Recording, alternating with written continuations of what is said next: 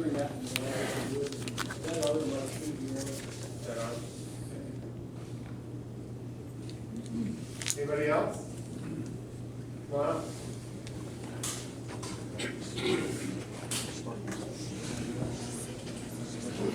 Name and address? My name is J.F. Richards. I'm from Fayetteville, Pennsylvania, right down the road in Franklin County. And I came here tonight to present you guys, first of all, the petition which we put together, which has at this point over 14,500 signatures on it, representing people who are cat lovers, care about cats, and people that want to help in other ways, financially, and with programs such as what are being spoken about here. She's representing people from 6 different continents, 100 different countries, and this is for you guys. More signatures are being added. And as we go on, I also have a prepared statement here from Alley Cat Allies I'd like to read. I'm going to read a statement from Alley Cat Allies. Alley Cat Allies is the only national advocacy organization dedicated to the protection and humane treatment of cats. The organization has promoted the vaccination and neutering of feral cats and regularly advises local governments and state policymakers on humane and effective approaches to cats. First, Alley Cat Allies would like to thank South Newton Township's Board of Supervisors for holding this meeting and inviting input on the community's approach to outdoor cats. We would like to explain why trapping and killing is futile and does nothing to protect the public from the threat of rabies. When cats are removed, the population rebounds through the natural phenomenon known as the vacuum effect.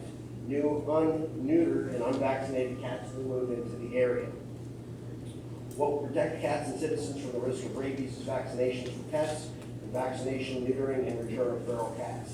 Alley Cat Allies is willing to sponsor vaccinations for animals in South Newton Township if the township cancels plans to trap and kill cats. We would also be happy to work with a local group, trap, neuter, vaccinate, and return the colonies that make up the bulk of the town's feral cat population. South Newton is lucky to have well-informed and active animal organizations that are willing to continue to work with residents to neuter and vaccinate outdoor cats. Trap, neuter, vaccinate, and return is the best approach for feral cats, cat health, and public health. Improves through vaccinations. The population stabilize and decrease over time because no new kittens are born. There's never been a recorded instance of a cat in a trap, neuter, vaccinate, return program contracting rabies. We urge South Newton Township's Board of Supervisors to withdraw the plan to catch and kill outdoor cats and instead accept our offer of free rabies vaccinations for cats and assistance with carrying out trap, neuter, vaccinate, and return. Thank you, Alley Cat Allies. I have one question.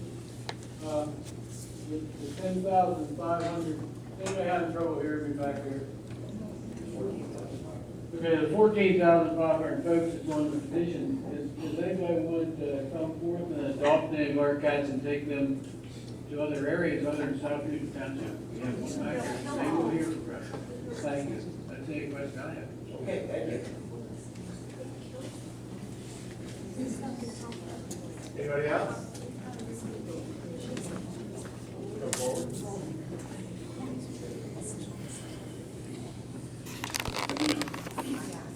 Hi, my name is Stephanie. I'm the president of the cause. And without going through everything that you've already been told about TNR, basically I'm here to discuss with you what cause is off. We have local residents that are cause volunteers that have used cause services, so we do have people on the ground who are willing to get in here and do what needs to be done to run a successful TNR program. We've offered to spay or neuter 30 cats, free roaming cats, from South Newton free of charge, to help get a managed TNR program up and running within the community. Again, South Newton, you have to agree that you are not going to trap and kill the cat for us to come in here and implement our program. We would like that commitment before we start the program. We have numerous resources available for you, and in the package that I supplied to you through some of those. And we have the experience to mentor the colony caretakers within the community so that they're practicing safe guidelines for managing feral cats.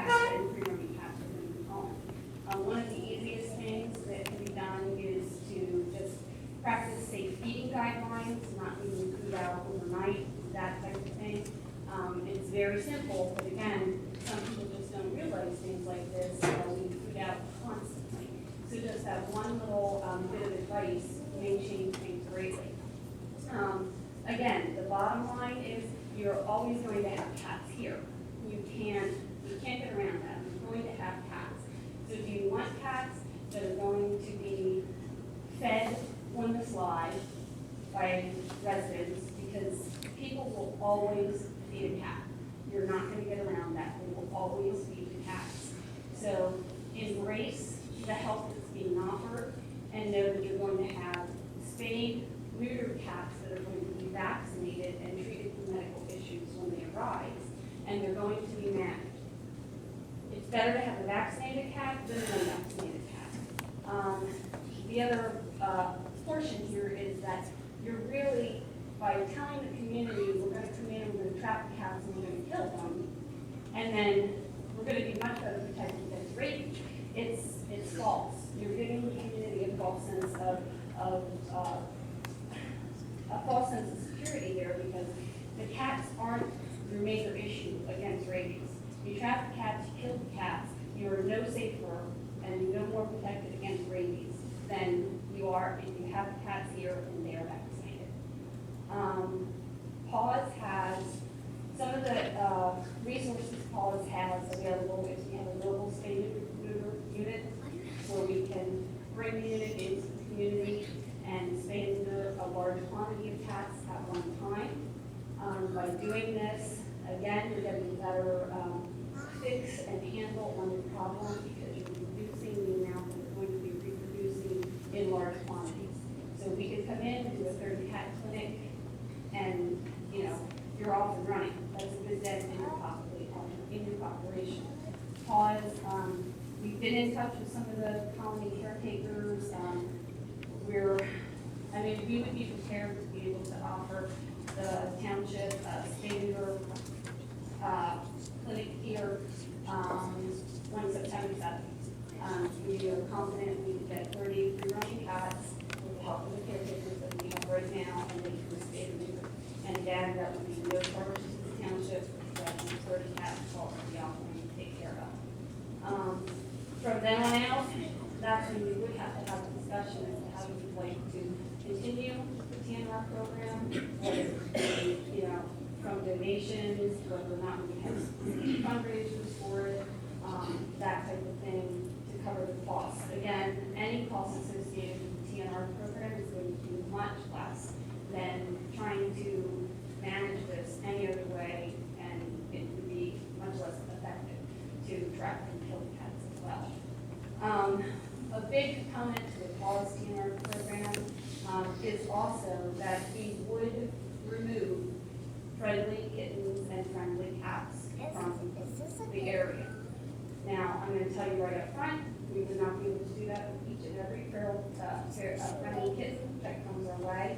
But part of a managed TNR program is to remove the friendly cats and kittens from the area so that they can be taken into adoption programs and adopted out. This would allow, again, your stabilization, your population is going to stabilize because you're staying and neutering, and it's also going to decrease because of that, and in addition to removing some of the friendly cats and kittens from the area. In addition to our mobile unit, we have monthly clinics that are held in the Chambersburg area and the Harrisburg area. We also have a monthly pet cat clinic that's held in the Harrisburg area. We have voucher programs. We have humane tracks available for both, shelters available for caretakers. We have lots of nuisance prevention tips. Again, I put the sheet in your packet that I handed out. And we also have products available for the community. So if someone's having problems with cats entering their yard and they don't want them in their yard, we have humane solutions to try and prevent that and cut down on that. Again, we offer volunteers, we offer the mentorship. We're willing to do what we can to help this situation. And again, I really, at this point, I don't think that, you know, you've been offered all these solutions, and I just really hope that you step back and take a look at what's really going to work for the area as opposed to, jerk reactions to what works for the last meeting. I would point out that having a little girl bitten by a rabid cat isn't a jerk reaction, it's simply a reaction. Absolutely. And so, my question is, would you trap these 30 cats yourselves? Volunteers are trapped, yes. Okay. And you'd supply the traps and they'd go out and trap them, or they'd supply cats that they've been feeding secretly on their own? I don't think anyone's seen them around this.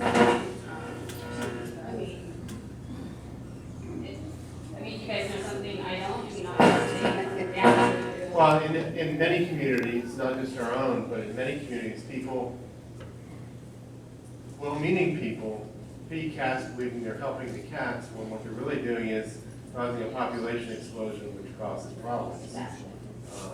And that's what we've experienced here, because normally you wouldn't expect to see feral cats in daylight hours going by a child care center. So that's what concerns us. Yeah, and also there's different definitions as far as feral cats.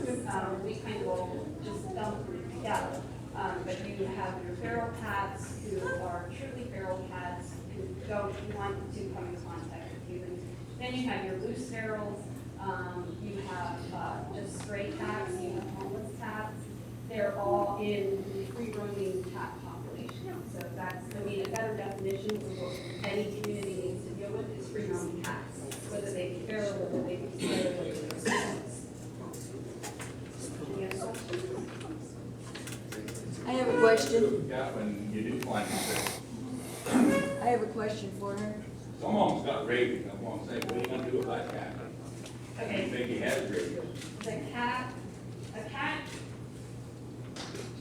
there's not a traveling ban of cats with rabies in this community or any other community. The main threat for rat animals is wildlife. Once an animal contracts active rabies, that animal is normally dead within 10 days. It's a transmission disease. Yeah, even if it does, it's still dead within. Yeah, but the other thing, you wanna give it to them. Exactly. So again, If it's a wild animal, we got ways to handle that. We don't okay, shoot wild animals all the way. okay. Really? That was not a good statement. At the same time, they're not you're not proposing to, you're admitting that wildlife has rabies. Yet the proposal that was made last month wasn't to go shoot all wildlife. I mean, that's illogical. And we wasn't gonna take a cat that didn't look sick or belong to somebody, that's why we advertised. Okay, And advertised for that same weekend, which that's good. But you're advertising now, so people want to keep the cats in if they haven't tried or what have you. We wasn't gonna touch a person's pet. How do you know? Keep it in the house. How would you know the difference? Keep it They in all your act house. feral when you track them. you always risk that someone's cat, escapes. Yeah, you put them in a carrier. So, you can't assure that you're not going to be killing someone's pet. And again, the bottom line comes that you're making this distinction between a cat who contracts rabies, but yet you're not making a distinction for wildlife. And to me, that's illogical. That's saying, you know what, the township has to spend money cleaning their vehicles, the township vehicles, and birds fly overhead, and they do what birds do, on top of the township vehicles. And we're wasting money cleaning the township vehicles. Well, we want to eradicate that, we're going to get rid of all the birds. It's not, you can't do things like that. If you leave the cats keep going, there won't be any birds. Right now, it's every day. Exactly. We don't want that. How many birds can you keep out? You need to educate yourself before you speak out. Okay, now, I think we're getting into the personal opinions and, crowd. We're gonna try to keep this as low key as possible. My question to you is. I don't think so. Exactly, if the township takes and agrees to your proposed plans for the 30 spayed and neutered and the possible adoption of other cats, that doesn't lock us into any long-term thing with calls. If we try to get over. It's not a cell phone, it's not a contract. Yeah. Like, do you I don't, mean, like, what I'm asking is, do we have to have an ongoing spay and neuter program if we take you up on the 30?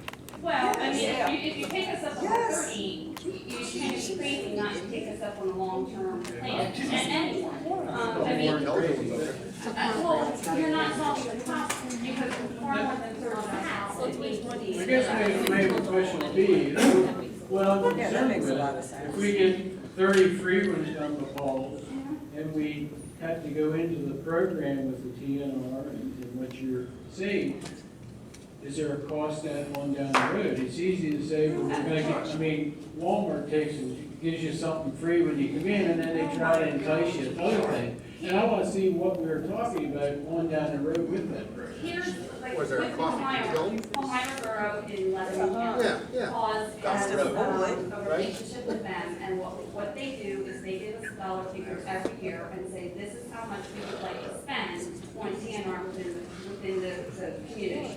So every time a Palmyra TNR cat comes in Paws program, you know, we send them a bill quarterly for $30 per cat.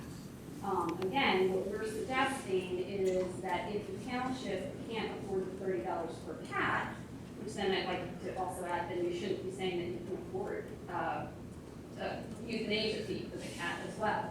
But you have options of raising money, and if you can express to Paws and the other organizations, that there are individuals out there who will pledge money to have a regular TNR program if the funds are going to be spent on having that program. So, you know, you're in a unique position right now, and a very good position to be in with so many people supporting this type of program, because the township is going to possibly benefit by, you know, not having to outlay any money at all to have an ongoing TNR program. And again, that will benefit any community to have that program being operated within their boundaries. Does your organization have to be sanctioned by the township? Meaning, if a group of individuals wants to start a program? You're shaking your head? No. Okay, so a private group, if the township still decides that we do not want to get into any program, there is still, that is available to the residents of the community. If they contact you and want to start a group, you're still going to do the same, that same program's available to them also? Yes, absolutely. Again, they can go through our Chambersburg clinic or Harrisburg clinic. That's if you do not trap and kill. You guys already made up your minds, I don't even know why we're wasting our time. Yeah. That's what it seems like. Yeah. May I remind you that if you want to say something, you come forward to do it. And you give your name and address. All right?